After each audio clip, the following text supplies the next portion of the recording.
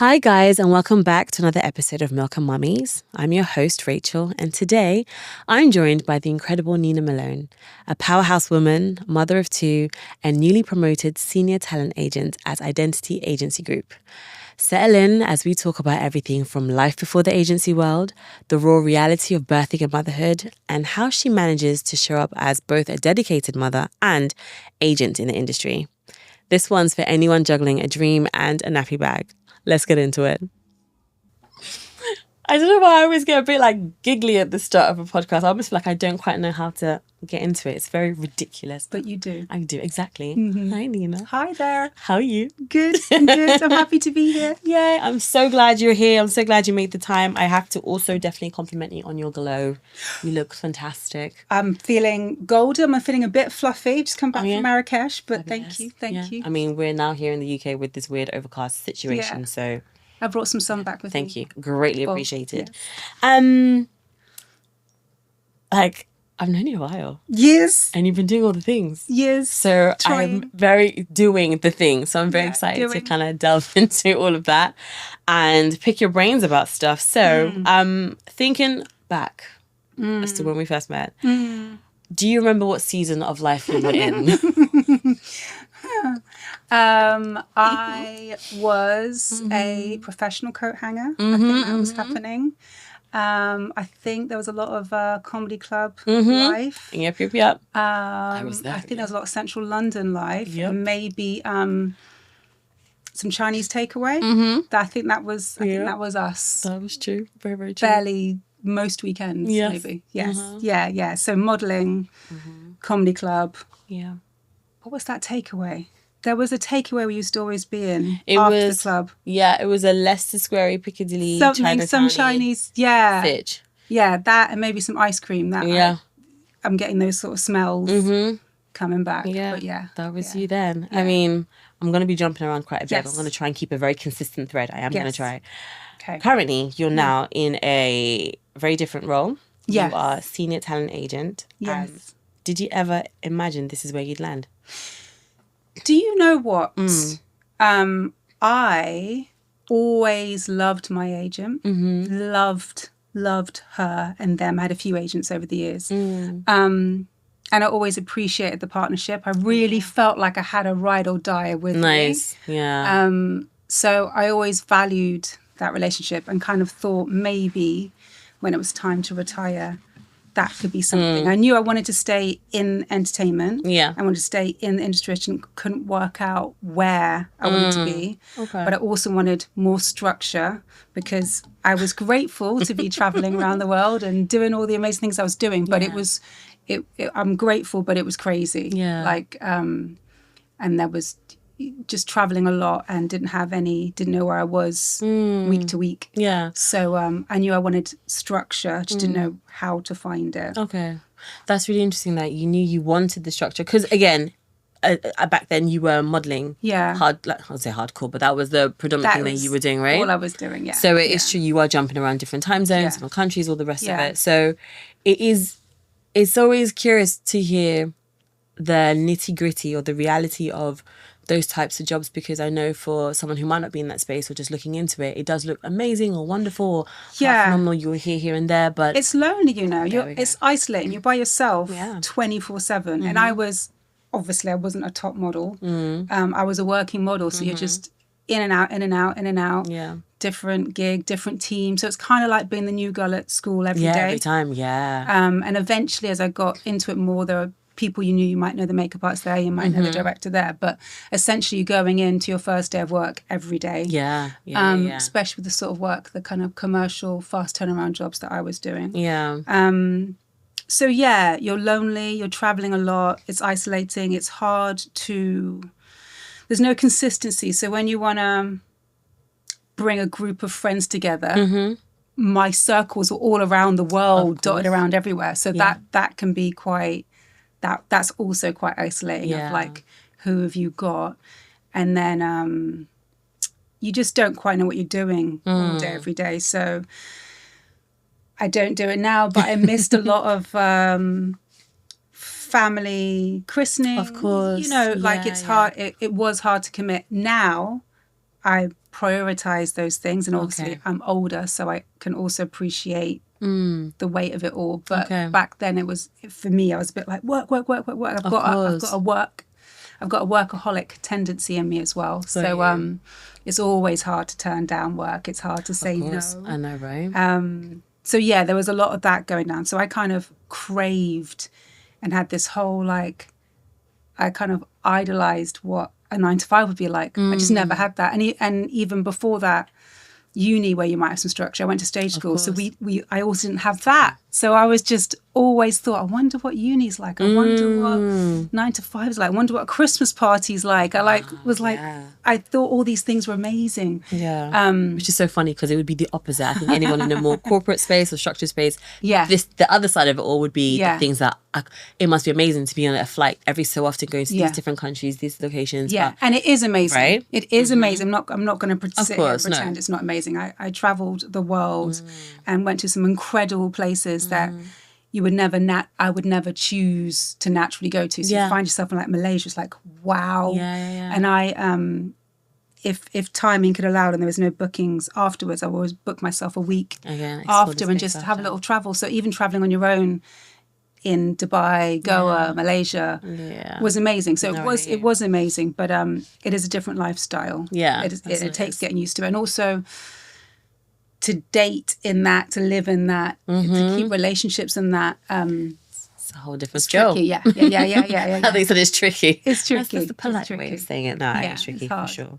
Well, thinking and staying in that space, that was what life was like for you before becoming an agent. Yeah. Was there a turning point, like an aha moment where you knew, okay, no, being an agent is where I want to go. Like this could be your calling. Well, children. Okay. Ta-da! Yes. Because you were my agent briefly before and then you left and you went on maternity leave. Yep. Yes.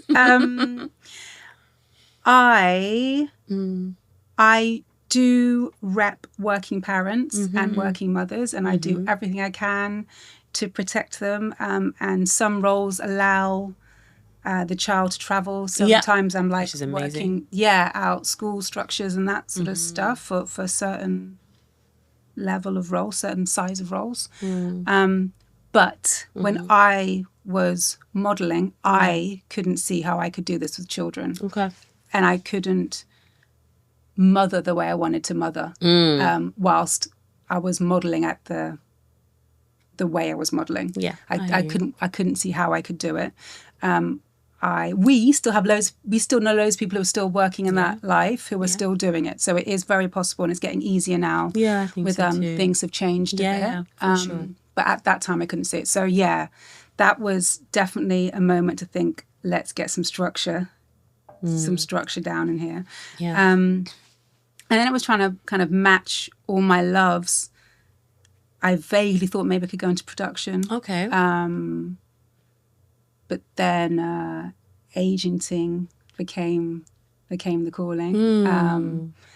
And I kind of naturally had a little taste of it as I was getting towards the end of my career, just because people, you find yourself in these places and positions, people ask you for things, and I'm like, oh yeah, I always knew, a few people, and then I kind of got asked to do stuff.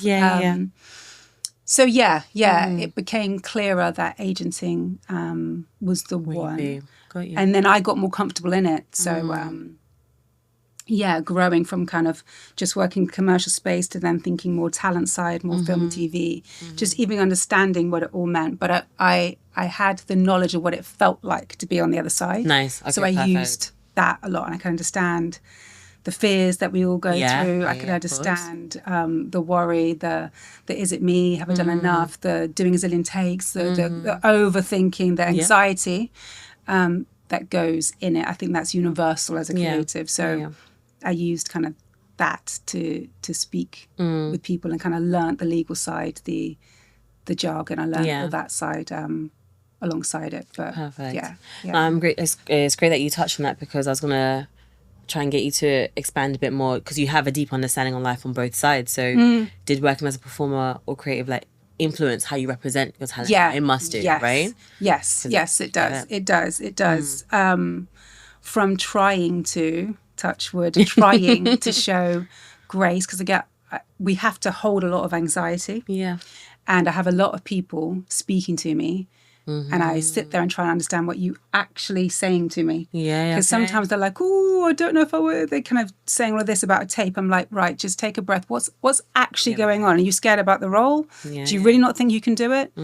Or do you just need more time? Do you need more help? Do you need me to break this down? Is it worried because, like, what is it? But sometimes people just come back and go blah at me, which is fine. And then we've got to work out what was actually going down. Sometimes people decline a self-tape because they feel they're not worthy. Okay. They feel that they can't do it for some reason. And I'm like, nah, I think you can do it. Casting director agrees with me. They think you can do it. That's how we're in this position right now. We've done all of that. That's the agenting part of it. I'm asking you, do you want to do it? Yeah.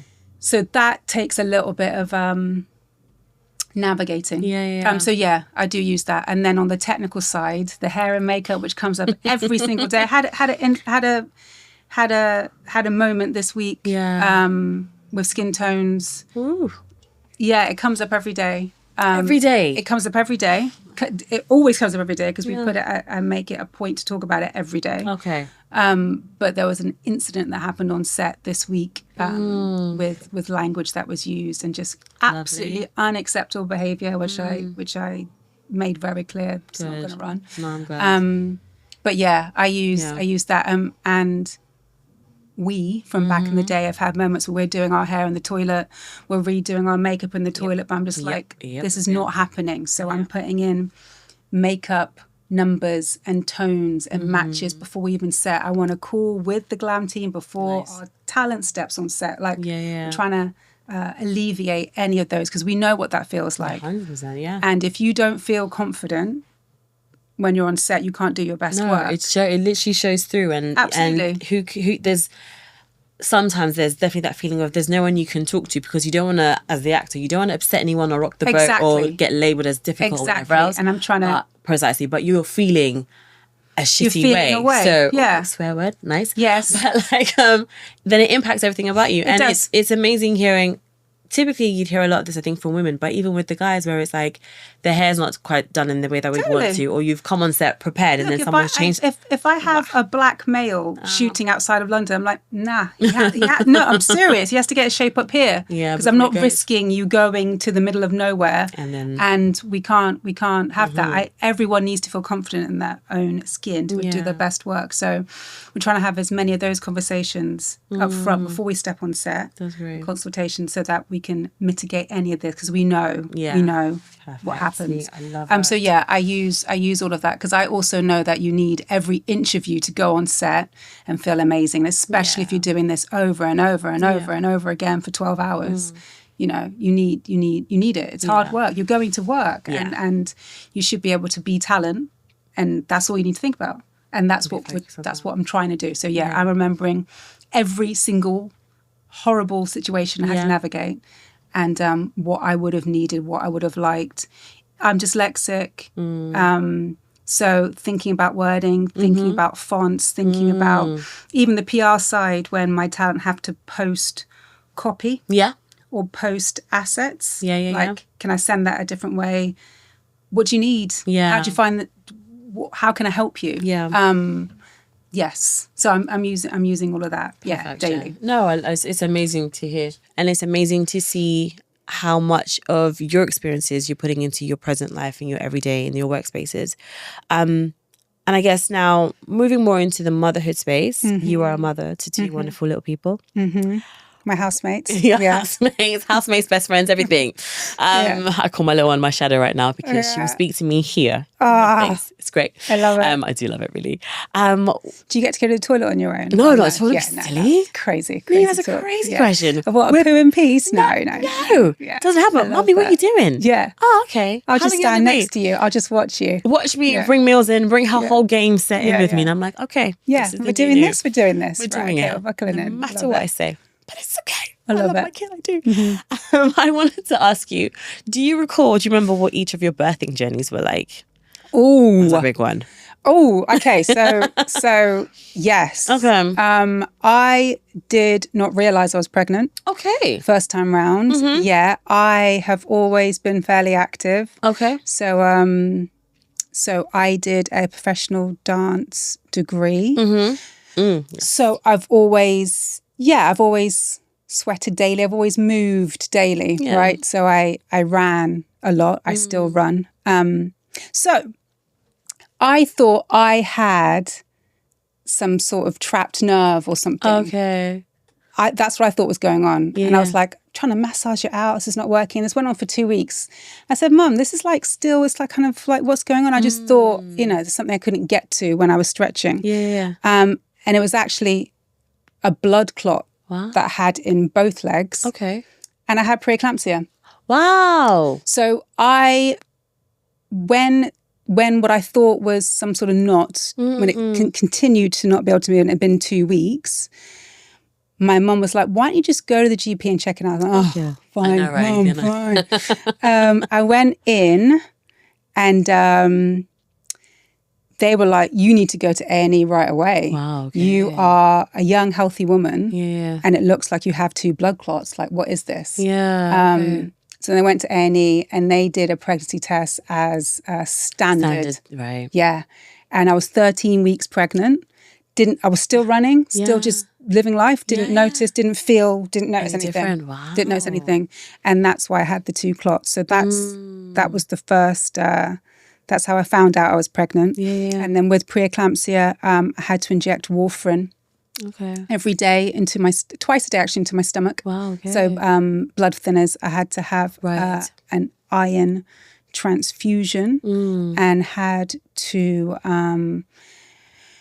be really mindful of clotting. Okay. And then second time round, because the preeclampsia, the first time round I was on like a high risk, so I had to have double the check-ins, double the appointments. They were constantly checking blood pressure, checking protein, checking, checking everything, and preemptively went on blood thinners, preemptively more iron. Okay. Yeah, was doing all of that. Yeah. Have you always wanted to be a mum? Yeah. So, yeah. I love children. I mean, I love my children, but I actually love all children. I love speaking to children. I'm actually more comfortable with children than I am with adults. Like at a wedding, I'll be on the children's, the children's table. Yeah, I'm very aware of children. Like I'm aware, just like you might think, like there's an elder there, I should say hi to them. I feel like that about children. Okay. Like I'm aware there's somebody there. I just feel they're closer to the source. They cut through all the crap and just give it to you. Very true. And I love it. And it makes me laugh. And I learn a lot. I'm like, you are a genius. And I just sit there and I take it. I think children can be dismissed a lot. And I take them very seriously. Like what they're saying to me, I'm like, tell me, come on, give it to me. I think they're amazing. I think they're amazing. They ground me quite often. So that's brilliant. I've always loved children and have always wanted to be a mother, and knew I was going to be a mother. Okay, that's there's some people kind of know they're happy to be an auntie. I was like, I know I'm going to be a mother. Yeah. So with I was going to say your introductions to your pregnancies, but I guess with how they unfolded, that I guess that's you wouldn't have ever imagined that's how the journeys would be, right? Like with what you being a mom. But you know what? I didn't sit and I wasn't the sort of person that thought about their wedding day. I didn't kind of think about it. I just all I wanted was a healthy child. I didn't think about the gender. I didn't think about the birthing plan. I didn't do any of that. Okay. I was like, I just want a healthy child. So, yeah. How did was there anything about the journeys aside from the medical side of things? Was there anything about it that surprised you? Maybe the way your body changed, or not expecting things to feel a certain way, or anything like that? You know, feeling the movement, feeling the kicks, feeling all of that is otherworldly, isn't it? Yeah. That is amazing, and you really understand the kind of power of it. It's a good grounding, just to really think, what am I putting into my body? Yeah. And what am I doing for myself in this? Did anything surprise me? Yeah. It might not. Just I mean, it sounds don't know what it sounds woo-woo, but human bodies. Yeah. Like when you see how much you stretch and you see when you see all of that and your body's in all these crazy positions, it's doing these amazing things. That's pretty phenomenal to see your body changing. And I've been in a heavy image-based industry my whole life.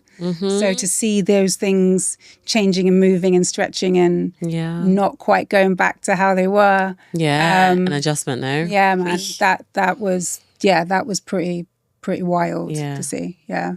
What kind of support did you have around that time, emotionally or physically or just practically? Yeah. So I was born in Jamaica. I was brought up in DC. So my cousins, my aunties, my uncles, them lot, no one was here.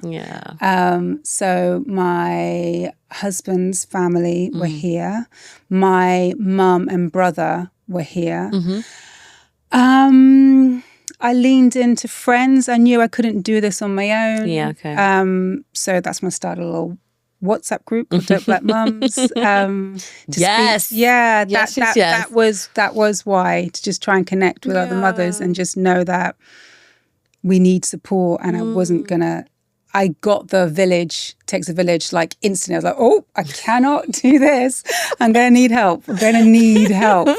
Like SOS. So, and it's funny where it comes from, isn't it? Like there's kind of people that you kind of connect with that you just never thought would be that person to you. At all. And suddenly they really are. And it's gorgeous and it's wonderful and it's so meaningful. But you never would have imagined that. Never. So I did all the WhatsApp groups. I did the stay and plays. I did all the those drop-in things and just talked to everybody and shared and was open about how difficult I found it.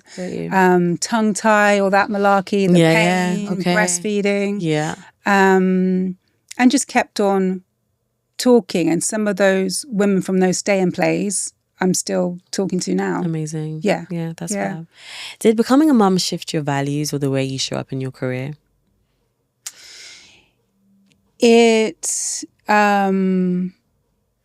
solidified boundaries for me. Nice. Yeah. And I actually use children and my children as barometer 24/7. So I'm like, can you say back to your child you couldn't make that school play because I was in the office till X? Yeah. Like, is it one of those things you can say out loud?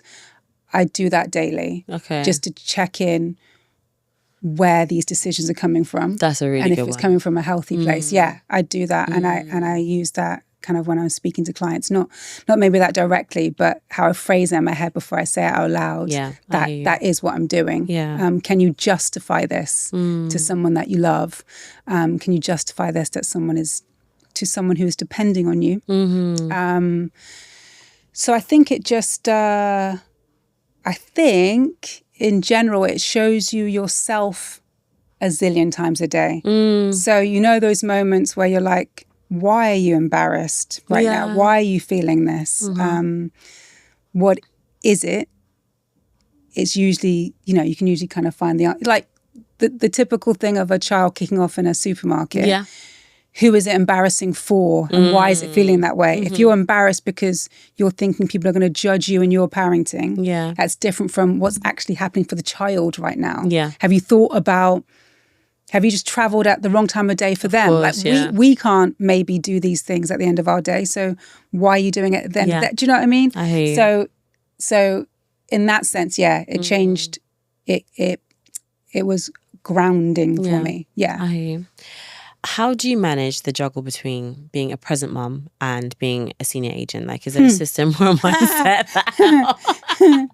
Got it. Next question. No, I'm kidding. How's it going? Yes. Well, first of all, I hope no clients listen to this because, like, sometimes, honestly, I was like, if you can see how I'm doing this right now. So how do I do it? Yeah. I try and... well, first I'm using every inch of my day to do it. So I'm using I'm scheduling emails. I'm doing emails offline. Yeah. I am working on the commute. I'm doing all of that. I'm working from football practice. I'm tethering. I am doing that. I'm not going to pretend I'm not doing that. But I am trying to do all of that so that when I tell them to switch off screens, I also switch off screens. Nice. Okay. So that we're all off. So I'm not going to pretend that they're not on screens and I'm not on screens. But when it's all off, we're all off. We're done. Nice. So that we can have some present, connected time together. And I'm trying to build that in. So the healthy practices I want to use for myself, like meditating, like thinking about gratitude, what am I grateful for? I'm doing that with them as well. Nice. So we're all sitting down having some mindfulness together. Yeah, we're all sitting down thinking about 3 things we're grateful for. So I'm basically just trying to include them. Also for them to be my accountability. Yeah. Okay. So so if I'm telling them to turn screens off, I've got to do it as well. Like we can't just be like, oh, just one more email, then, that for me, that's hypocritical. And I'm trying to do as I say. Yeah. I love how intentional people are really being, especially with you just touching on mindfulness just there. Like Zena is 2 and a bit and we do that with her before bedtime and stuff. And you notice a difference, right? Precisely. Yeah. And it's so crazy to think that even as young as that, you do see a difference in how she is. Yeah. So, and it reminds you that we all need it. Yeah. Yeah. And we do it with her too. So it's, I love hearing these routines or rituals that are now being introduced intentionally into our kids' spaces. So that's really dope to hear. And when they were that age, I was getting like teddies on your stomach and just like watch the breathing up and down. Just how are we going to count 3 breaths? Like, and we know that we would do that naturally. Like just take a deep breath before you go into something scary. Like take a deep breath before you're moving into any transition. The coping mechanisms that we use in our adult life, I'm trying to do with them, and also again remind myself that we need to do it. Precisely. That's a great thing. Are there ever English? Are there ever any moments of guilt or friction between the 2 identities, mum and agent? Yes. Yes. There are moments. Lots of them, or have you got a good handle? No. It's more like the school plays. Those bits. Times press nights. Okay. That's what gets me. Yeah. So. Oh, that's a good one. Yeah, man. That's a good one. That's a tough one. Yeah. I try. I obviously want to be there for my clients, and I count a press night as part of our booking. Like it's part of you do the job, and this is part of the job, as in part of the client's journey. Like, and I want to be there to support them. So. Yeah, that comes up sometimes where sometimes if I put this certain pair of boots on, they're like, oh, you're going to theatre again. Oh, really? Yeah. And I'm like, well, and I've explained the concept of annual leave to my children. Like, it's one of those. But at the same time, if there are kiddie focused press nights, like we've been to Moana 2, those sort of premieres and stuff, then from the BAFTA side of life, we also do that. Nice, so they're also used to being in the theatre, and they're used to being in the cinema and screening rooms from that sense. So they do also get the perks of my job as well. There's just been a few times where I'm just like, I try to maneuver things to not land. Sometimes you just can't help it. Yeah. And then I sit down and I really explain, like, this is happening. Yeah. I need to be there. Yeah. With juggling all of that space, work and life, being mum, how do you carve out space for yourself in the middle of it, if at all? I get up at 5:30. Got it. I'm trying to avoid this 5 a.m. club, but it keeps calling me. It's the only way you can do anything. It really is. Damn it.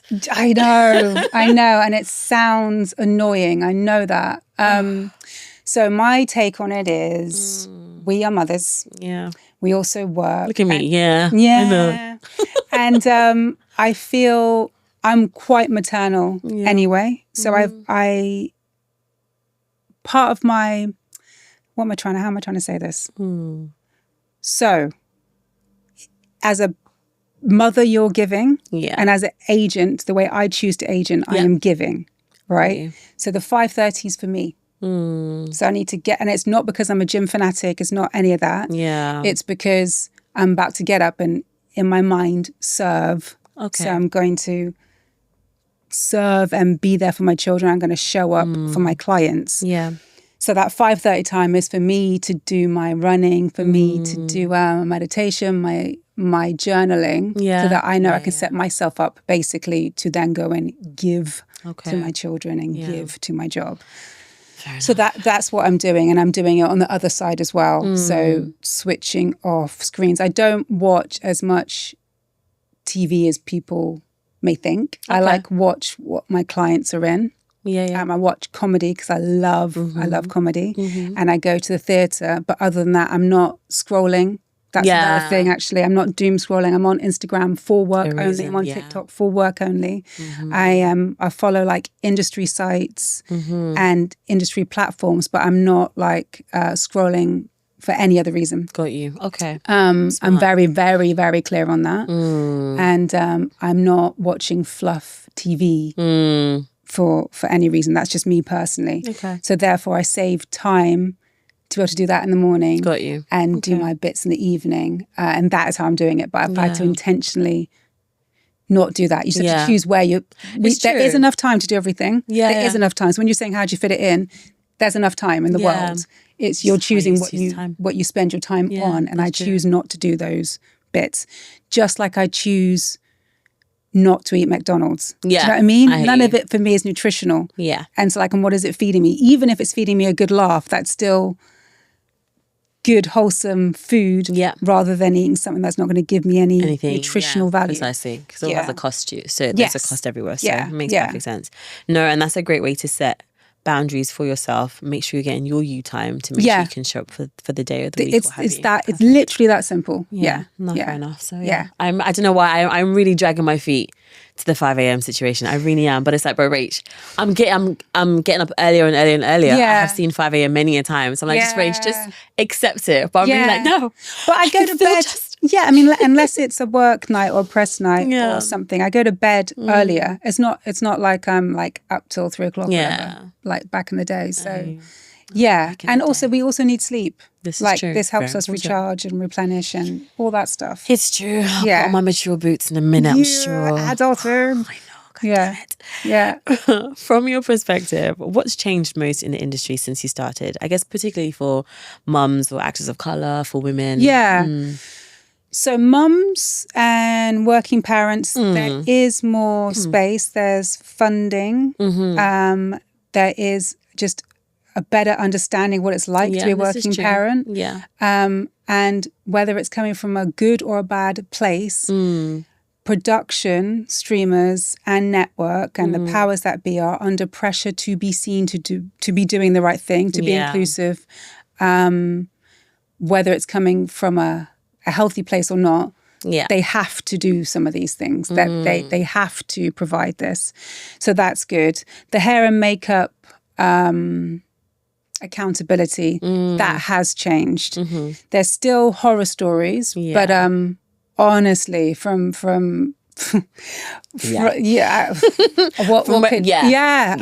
can't even form the words of the things and the words and the images and the language that's been used around me, that's been used towards me, the ridiculous things that have been said to me over the years. That has changed. That has changed. Obviously, there's still a way to go. Of course. There's still a way to go.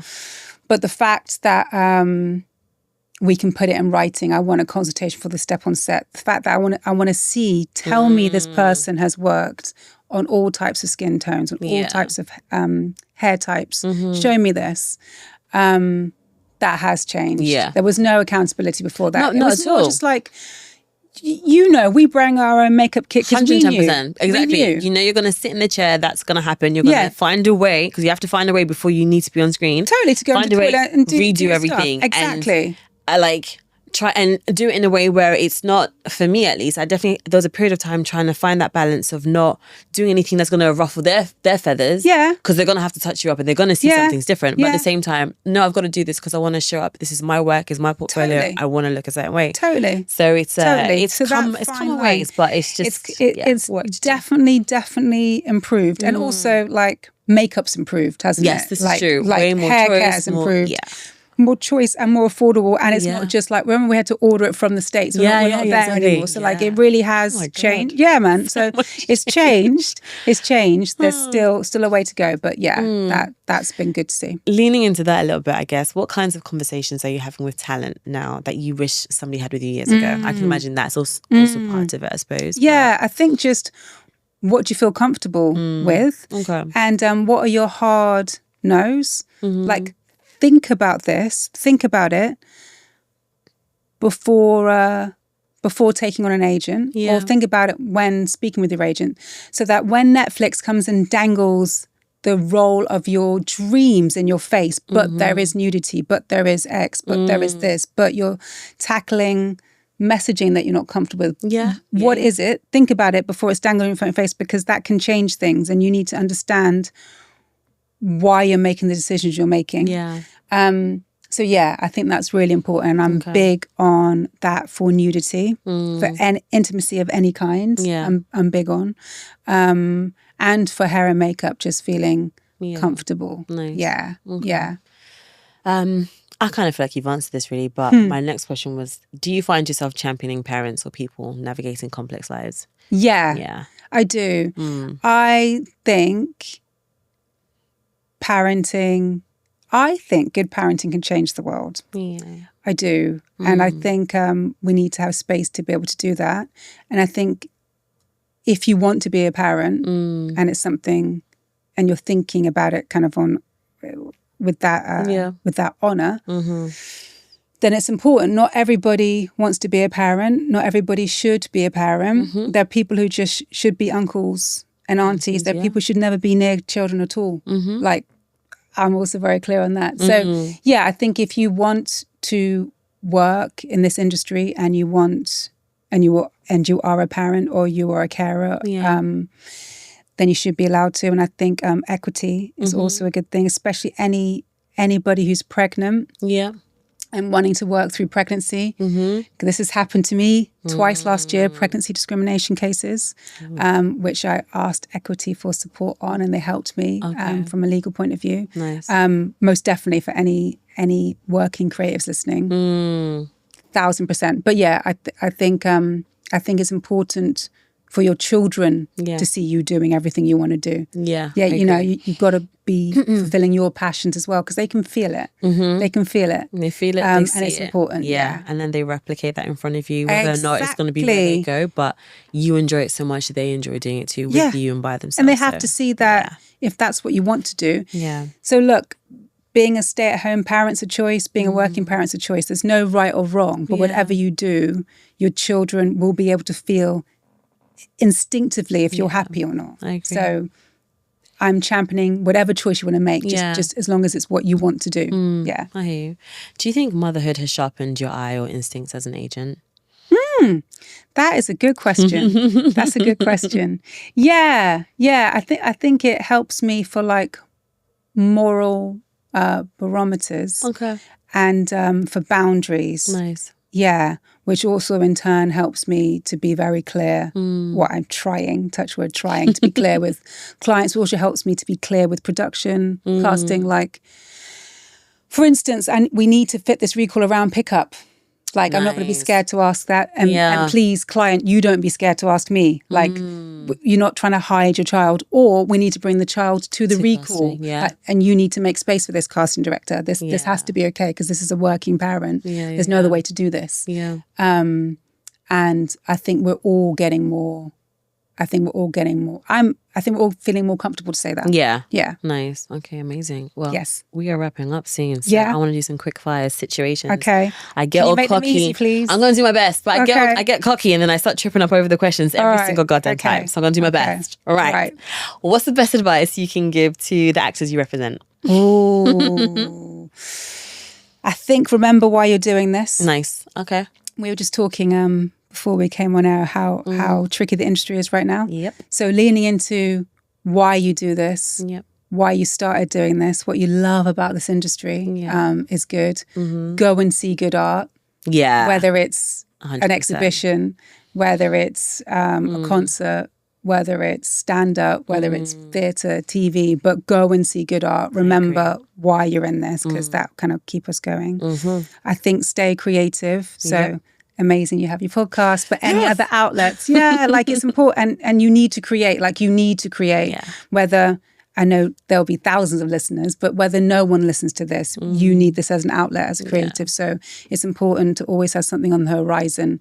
Again, whether it's just you and your friend putting something together, but it needs to come out. So whether that's you writing, you filming, you doing anything, I think that's important. And speaking to other creatives. Yes.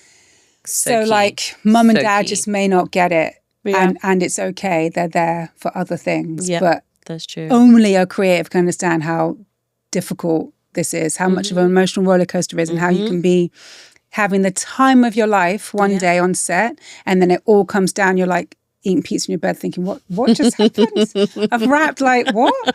And no one else can get that. Yeah. Like, we get it, but no one else. So I think it's important to speak to people, but the only thing with that is speak to people you really trust, because that anxiety bites us all. And as a creative, sometimes your friends can hear it, but other times they're like, oh, I wish I was taping for that. Yeah. Do you know what I mean? Yeah, So exactly. you need like your few trusted people who are also creators. And this is hard to find. I'm talking about 2 or 3 people that you can be brutally honest with. Yeah. And then, I suppose it is just being uncomfortably honest with at least one person in your life. Yeah. Like, Nice. it's important Yeah. to just say, this is scary, Yeah. like I feel this way, or I feel really happy, but my friend can't hear that because she was up for the same role, or whatever like it that. is, which will happen and will continue to happen. This is true. I think one person you can be brutally honest with. Yeah, I love that. The people who sit in that space for me are people that I met at Identity. Yeah. And it's still a thing to this day. So I'm just like, And they know you 100%. before you're a mother. 100%. They know you at every stage, and that's also important. Yeah, for sure. Okay, cool. Favorite way to reset after a tough day? So baths Okay. are good. All right. I sing a lot in the shower. I sing a lot. I use music a lot. Sometimes if I have like a clear stretch of a walk on the tube, I do a little catwalk on my own. Love it. Yeah, Still I do. Got it. I Still do. doing it. I do. It's just such a nice way to walk. Like love that. it's quite liberating. Perfect. Femi often catches me actually and laughs at me. It's like, you look like you're in a music video. I was like, I'm just, I am. Okay. like I sing in my head. Love I that. catwalk in my head.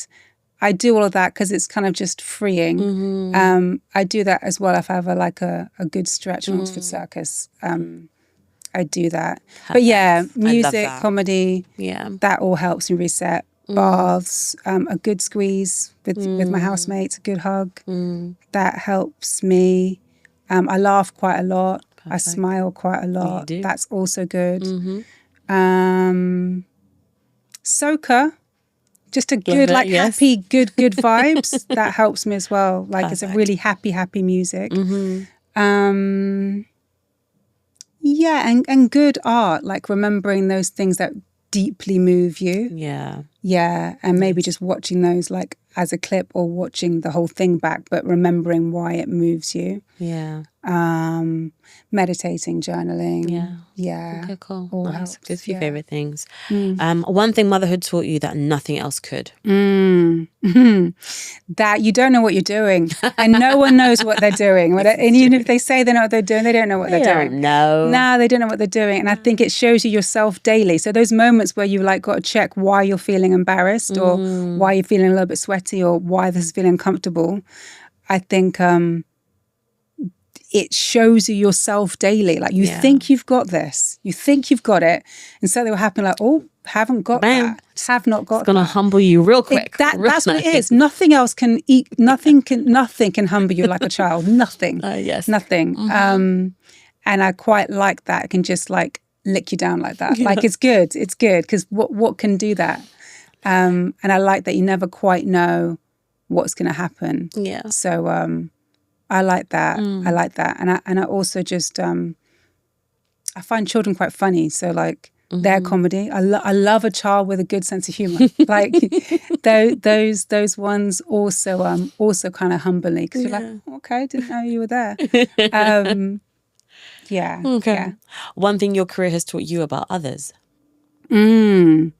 That everyone has fear. Okay. Yeah, that Nice. everyone has anxiety. So the things like I'm dyslexic, the things that I sit there and panic about, other people may not panic about it, but I sit there and understand how fearful I can be and understand that this is what's going on for them. So when they're talking to me and they're like, but I'm just, I was like, oh, okay, I don't find what you're doing hard, but I do find this hard. So I can kind of talk to you in another way rather than just get on with it. Or, those sort of things like, what are you actually trying to say to me? Or where's the worry coming from? Yeah. Okay. Yeah. All right. Yeah. Your current mum life mantra. Oh. So joyful stress and hard AF, hard as fuck. That's it. Like it is. Hard as fuck. Okay. It is stressful, but it's deeply joyful and it's hard. It's just so fucking hard. It's so fucking hard. Yeah. Yeah. All so right. joyful stress, hard AF is what I say to myself daily, actually. Okay, Yeah. All right, nice. I like that one. What's next for Nina Malone? That's a big question. Personally or professionally? I kind of want you to add, I want some modelling back in there. I do. Aye. I saw Do you you? shoot, you did the Yellow Belly shoot not too long ago and I was like, oh my God, there she is. Yeah. So I want I'm not asking for much, I don't think, but you know. What are you saying? You've got some like contracts? I mean, maybe Right, we okay. could make that happen somehow. So I'm enjoying podcasts. Amazing. I'm enjoying Yes. talking. I'm Yes. doing some more of those. Perfect. I am speaking with your cinema. So so we talk to actors every week and that's been really nice. So Amazing. doing this but like talking about their journeys. Yeah. And we're talking to people on the up and more established talent. So that is really grounding for me. Nice. Okay. I'm enjoying that. I like learning. I really like learning. And I'm always like listening to an audiobook. Yeah. So maybe more podcasts, Yeah. more interviews, more connecting with actors, more in that space. Okay. Yeah. Yeah. Yeah. If I can combine that with travel and sun, I'm always up for that. That's a winning. Yeah, man. combination, Sun helps bro. me massively. I'm a better human in the sun. Yeah. So that helps. But yeah, I suppose less fear. I did the parents race the other day. Did you? How was that? Did you win? Yeah, no, I did not win. Here's me. Like I've done marathons. I do 10K every other day. I was like, Oh my gosh. I'm good. I'm not ready for that. I might be all right. I cannot sprint. Really? I cannot sprint. Okay, fair. I can do a 10K fairly easily, but sprinting, Not your game. boy. You know when you like, I understood instantly. Nope, this is not it. Nope, I can't do this. But it was so scary for me that it was good to do. So in that sense, yeah, just checking in the things that scare me and doing them anyway. More of that, please. Yeah, more of that. Amazing. Nina, thank you so much for your Thank time you for today. having me. Thank you. No, it's not lost on me the things that you do when you carve in time out for this. So I'm super, super appreciative and you've dropped some gems for people to take on board and you've been really practical, which is something that I personally love. I know we all learn and do things differently, but anything practical, anything tangible that you can apply instantly, I'm a fan of. Do you know what? I need it as well. Like I need those things. So I'm the things I'm saying out loud, I say to myself daily, and I'm not pretending that I find any of this easy. Yeah. But I'm speaking it into existence as well. I'm like, I need to remember to do these things myself and keep on doing them. Amazing. Thanks for tuning in. I hope you enjoyed this episode. Nina reminds us that you can redefine your path, rise in your career, and still be present for the little people who need you the most. Her honesty around support, balance, or lack of it, and how motherhood has shaped her journey is such a gift. If you love this episode, share it with a fellow mama, a creative friend, or someone navigating their own version of the juggle. And don't forget to tag Milk Mummies because I want to hear your thoughts. Until next time, keep showing up as your full self, Milk Mummies, and magic included.